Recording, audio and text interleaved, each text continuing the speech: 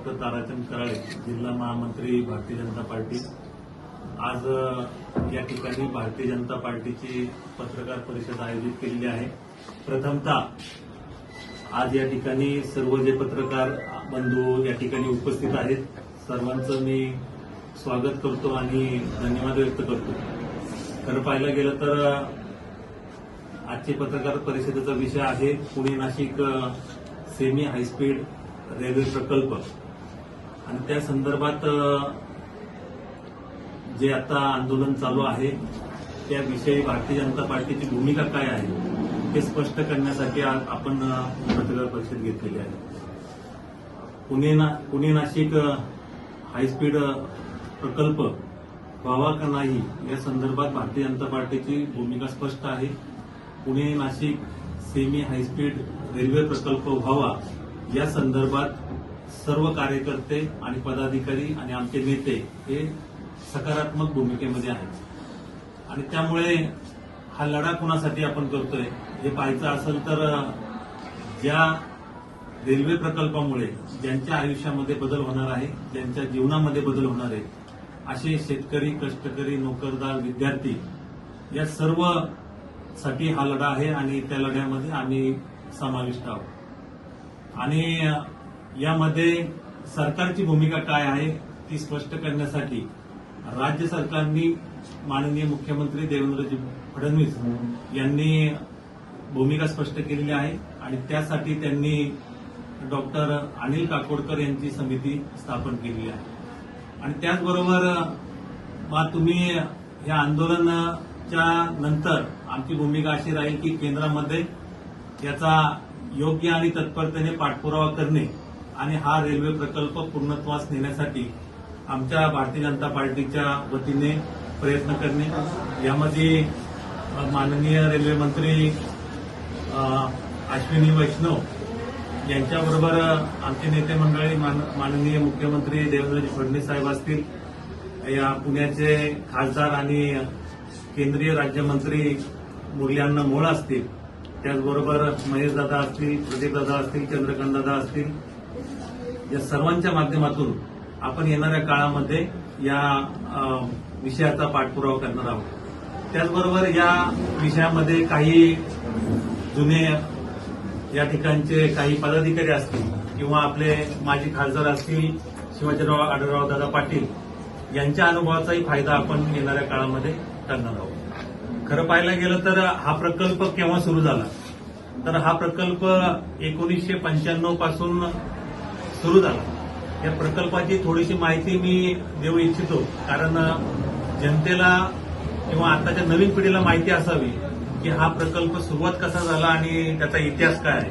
कलमाडी साहेब, सुरेशजी कलमाडी साहेब यांनी 1995ला एक समिती नेमली होती आणि त्याच्या माध्यमातून प्रिलिमिनरी इन्कम प्रोफाईल पीईसीपी एक सर्व्हे असतो, या सर्व्हेच्या माध्यमातून त्यांनी सर्व्हे केला आणि त्या सर्व्हेमधून असं आढळलं गेलं की ही रेल्वे फिजिबल नाही, म्हणजे तोट्यामध्ये चालू शकते असं त्यांचं मत होतं।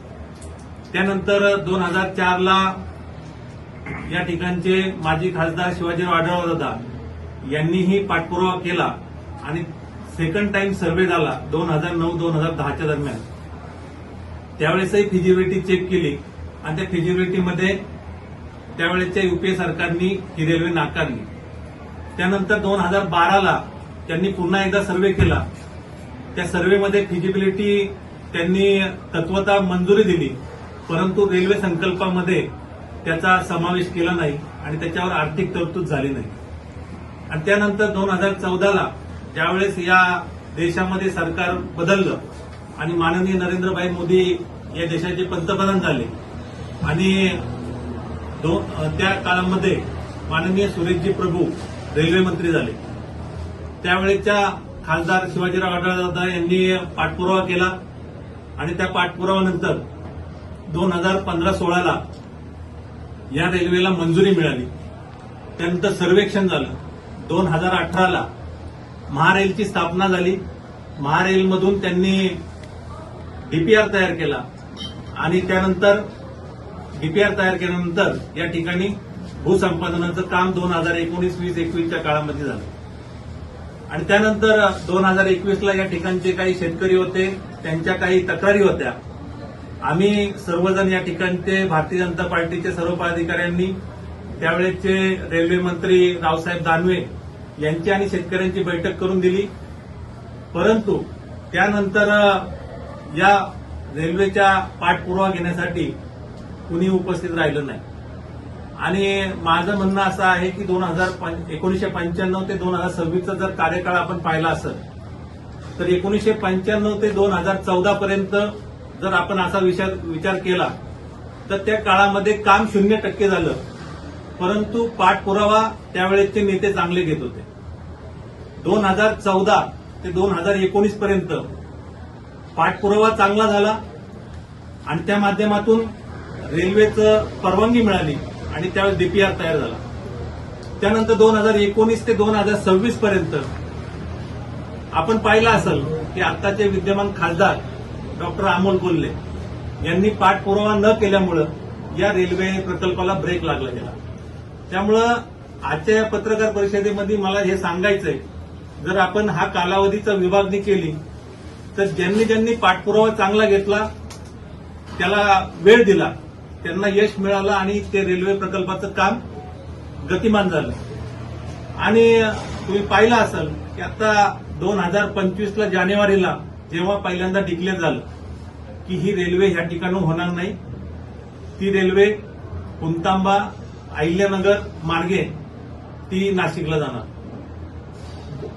जानेवारी 2025 ते आजचा दिवस यामध्ये तुम्ही पाहिलं असेल की विद्यमान खासदारांनी याचा पाठपुरावा केला नाही.